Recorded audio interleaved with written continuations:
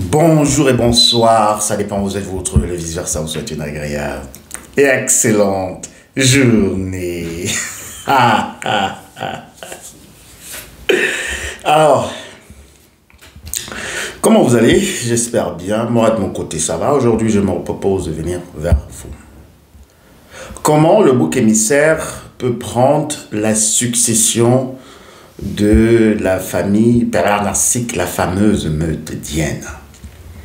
Vous savez, dans les familles de pères narcissiques, ce qui compte, ce n'est pas l'amour.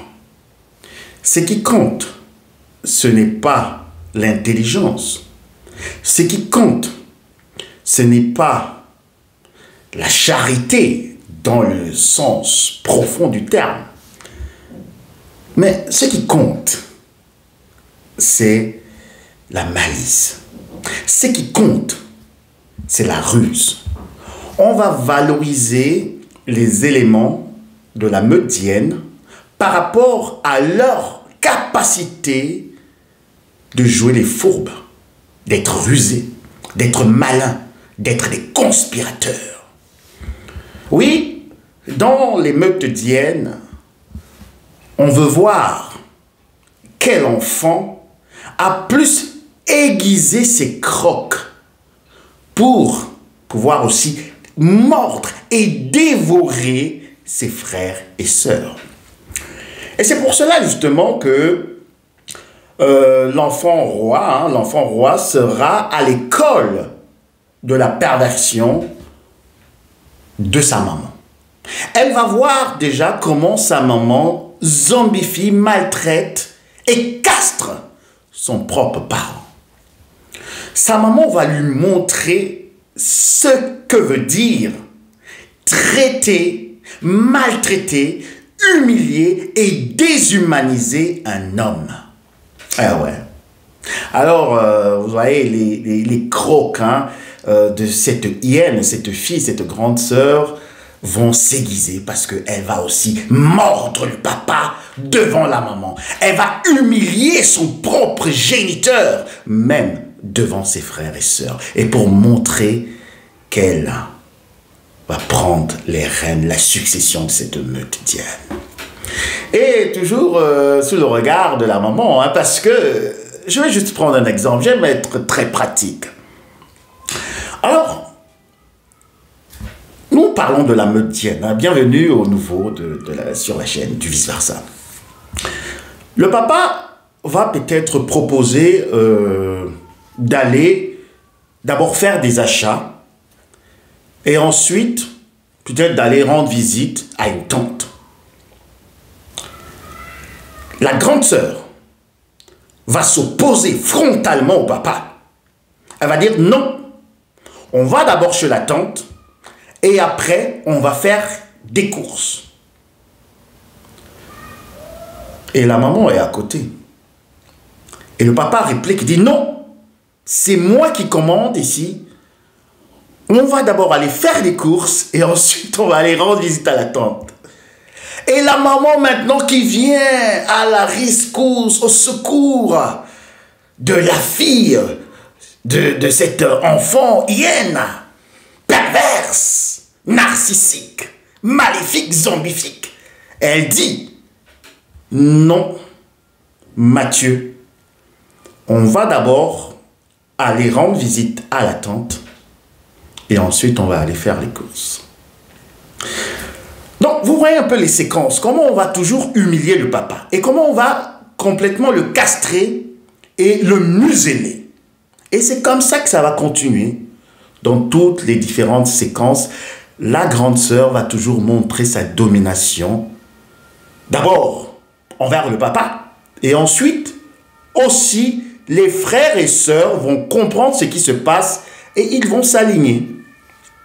Alors, comment le bouc émissaire va réagir? Le bouc émissaire, de toute manière, il a peur. Le bouc émissaire va rester dans sa chambre, il a peur parce que la grande sœur devient un peu de plus en plus méchante, de plus en plus rusée, de plus en plus sauvage. Et le bouc émissaire, si vous étiez le bouc émissaire, vous savez ce que vous avez vécu. Hein. En ce moment, vous exécutez seulement, hein, et puis on vous blâme, on vous dénigre. Mais tu étais où, Nadine? Tu étais où, Julie? Tu étais où, Philippe? C'est pas la maman qui vous pose la question, mais c'est votre grande sœur qui prend complètement la direction de cette famille. C'est elle qui impose tous les choix. Justement aussi sous le haut patronat de la maman Domina, c'est cette hyène très laideuse, cette hyène très hideuse et vraiment aussi dégueulasse. Parce que la maman hyène est très frustrée. Elle est très frustrée.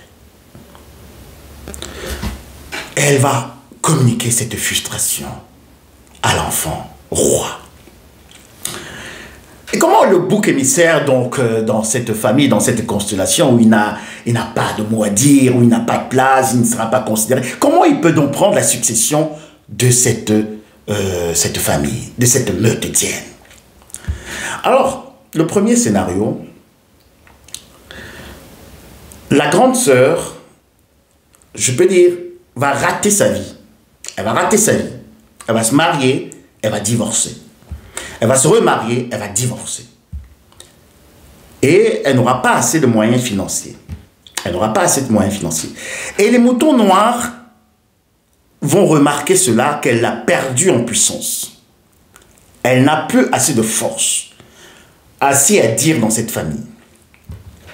Et ils vont maintenant s'aligner derrière qui? Derrière le bouc émissaire. Si celui-ci a atteint un sommet dans la société, donc a une ascension sociale et a vraiment des moyens financiers. Alors, les moutons noirs vont se rallier derrière le bouc émissaire. Juste par intérêt et non par amour. Et ils vont commencer encore cette danse des hyènes autour du bouc émissaire, parce que le bouc émissaire a une bonne viande. La viande du bouc émissaire, elle est fraîche. Ouais. Les moutons noirs aussi, ce sont des hyènes très voraces et qui attendent le bon moment pour dévorer justement le bouc émissaire. Mais on va faire semblant hein, de suivre le bouc émissaire. Ça peut être, si c'était votre cas, hein, c'était, voilà, disons, Christian. Hein. On va suivre Christian. Maintenant, c'est Christian qui prend toutes les décisions dans la famille. Et la grande sœur, elle est là, bouche cousue, elle ne dit plus rien. Et elle vient, elle tourne, elle se frotte un peu au bouc émissaire pour dire, voilà, on est des amis, excuse-moi. Mais ce sont des excuses qui sont en fait voilées, et c'est même pas sincère, c'est pas sincère. Mais elle veut montrer un peu, voilà, patte blanche, hein. Parce qu'elle enfile sa queue entre ses jambes. Hein. Vous connaissez un peu la technique et aussi le langage des hyènes. Hein. Donc elle vient, elle fait semblant, elle parle des petits mots doux. Et qu'est-ce qu'elle fait? Et qu'est-ce qu'elle fait? Parce qu'elle se transforme maintenant aussi en double complice.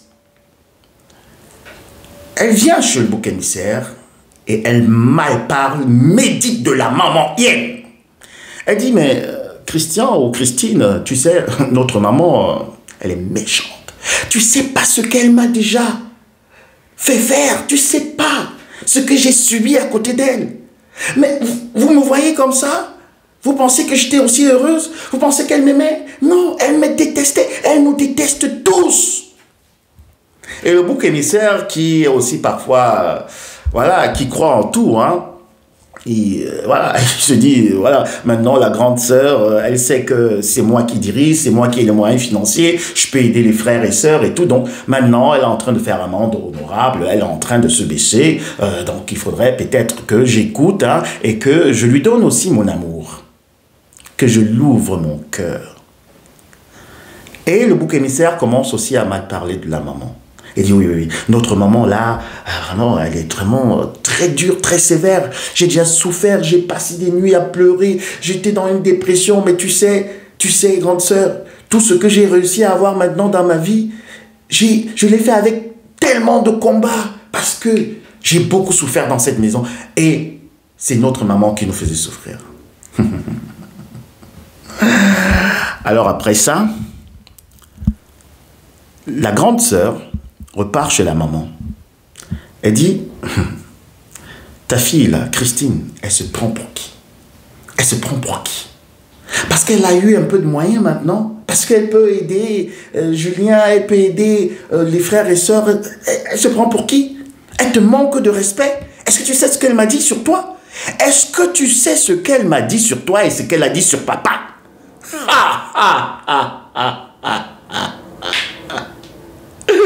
Alors vous voyez un peu dans ce scénario où le bouc émissaire va prendre la succession de la famille, mais c'est fictif.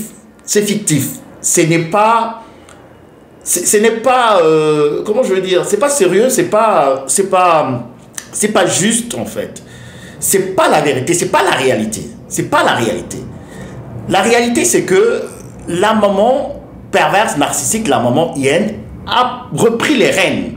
Parce qu'elle a vu justement que la grande sœur n'a pas réussi à gérer la famille. Elle n'a pas pu aussi dévorer et avoir assez de moyens pour pouvoir se hisser vraiment au sommet de la société, au sommet de cette meute d'hyènes. Et elle va tolérer. Elle va tolérer. Et c'est là alors maintenant que la maman hyène et la grande sœur vont entrer dans des conflits pas possibles. Il y aura des conflits. Il y aura des paroles qui vont passer en l'air comme des flèches. Viens, viens, viens, viens, viens, viens. Ce sera la guerre des étoiles entre la maman hyène et également la grande sœur. Mais tout ça, ils s'entendent et ils s'aiment et ils se détestent. Et quand le bouc émissaire voit ça, il se dit, vraiment, maintenant, j'attendais ce moment où ils vont se cogner les têtes. Ah, c'est bon, c'est jamais bon pour toi. C'est jamais bon pour toi si tu étais bouc émissaire. Et si tu restes bouc émissaire, de toute manière, tu restes bouc émissaire à vie. Parce qu'il y a quelqu'un qui m'a posé une question, est-ce qu'il peut avoir 2 boucs émissaires dans une famille, dans une meute? Non, ça n'existe pas. Il y a un bouc émissaire, je peux dire à temps plein, et on peut prendre parfois un bouc émissaire suppléant, donc celui qui va remplacer. Mais en fait, c'est quelqu'un, c'est une hyène qu'on va juste donner un rôle pour un moment, mais la chair du bouc émissaire suppléant n'est pas bonne, elle n'est pas fraîche comme la tienne.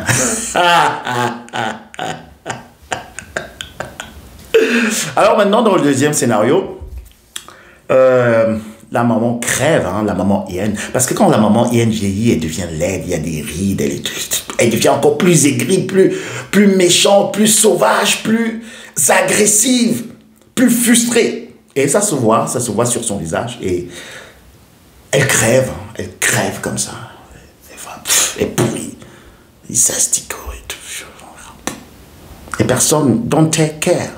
Mais je vais revenir sur les funérailles de la maman hyène. Je vais revenir sur les funérailles. Ce qui va se passer pendant les funérailles. Mais continuons. La maman a créé. Et la grande sœur remarque que les moutons sont en train de s'éparpiller. Les moutons noirs, ses frères et sœurs, parce que, voilà, elle n'a plus de support. Parce que son grand support, c'était sa maman. La maman hyène. N'oubliez pas, en tout cas, vous comprenez. Et maintenant, elle va s'acharner plus sur le papa, afin que le papa crève. Parce que, normalement, le papa devait prendre la succession, mais il sera maintenant aussi en conflit avec la grande sœur.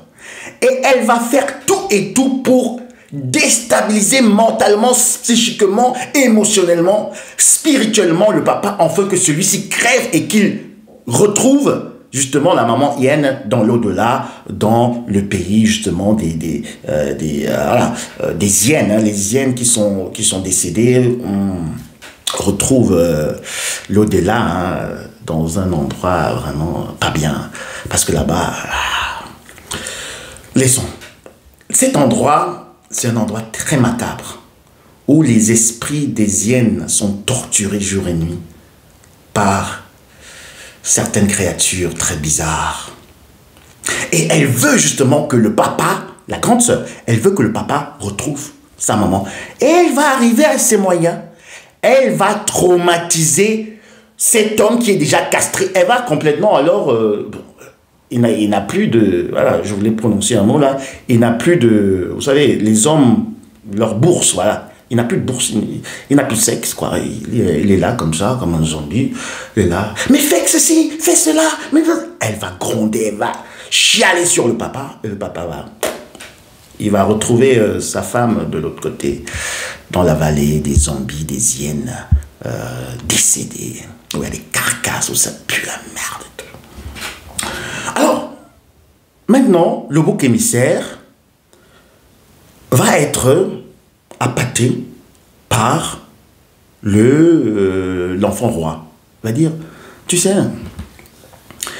les frères et sœurs, ils sont à gauche, à droite, Cédric est parti là-bas, Nathalie est là-bas et tout. Il faudrait qu'on reforme la famille. Tu sais que maman est décédée. Tu sais que papa est décédé. Mais il ne faut pas t'éloigner de nous. On a besoin de toi. On a besoin de toi. Mais ce besoin de toi, c'est qu'on a besoin de ta chair. On veut te manger. On veut te bouffer. Et cette grande sœur va encore prendre contact avec tous les moutons noirs pour dire, venez maintenant pour le festin. Venez pour le festin. Parce que j'ai réussi à appâter encore ce bouc émissaire qui se prend la tête parce qu'elle a des moyens. Parce que je vous dis toujours, la condition pour le bouc émissaire, enfin de prendre la succession, c'est qu'il ait des moyens financiers. Parce que si le bouc émissaire n'a pas de moyens financiers, qu'il n'a pas réussi sa vie, alors lui, on va l'envoyer dans un asile psychiatrique, on va l'envoyer quelque part... avant, il y avait j'ai pas envie de prononcer le mot ici. On va l'envoyer là-bas pour aller travailler pendant 100 ans. Vous avez compris. Vous avez compris.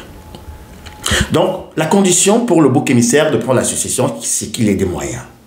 Qu'il ait des moyens. Et on a vu dans le premier scénario, hein, il a assez de moyens et la grande sœur n'a pas réussi. Dans le deuxième scénario, la grande sœur mord, dévore, déchiquette, d'épaisse, mange la maman, elle mange le papa, et après elle appelle ses frères et sœurs pour manger le bouc émissaire.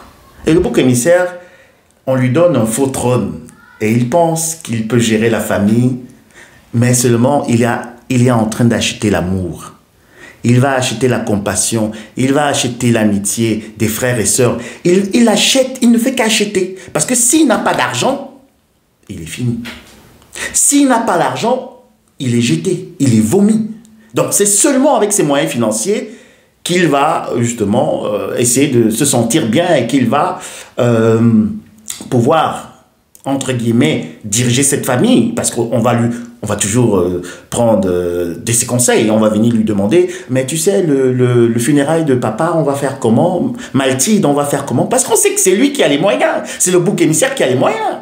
Mais tu sais, les funérailles de la maman, on va faire comment? Mais tu sais, la maison de la maman est en train de tomber. On va faire comment? Est-ce que tu peux m'aider? J'ai un petit problème. Je dois aller chez le dentiste. Est-ce que les frères et sœurs, les moutons noirs, ils viennent tourner autour du bouc émissaire pour dévorer le bouc émissaire. Donc faites attention. Faites attention si vous êtes bouc émissaire dans une famille de meutiennes, vous avez réussi votre vie, vous avez assez d'argent, vous aidez parfois vos frères et sœurs. Vous pouvez le faire, vous pouvez le faire. Vous pouvez aider votre maman, vous pouvez le faire. Mais aidez-les à distance. Aidez votre famille pervers narcissique à distance. Ne vous approchez pas d'eux parce qu'ils veulent vous dévorer. Et si vous blaguez, si vous amusez, si vous baissez la garde, ils vont vous dévorer, vous déchiqueter. Et vos boyaux vont sortir et vont se réjouir à vos funérailles.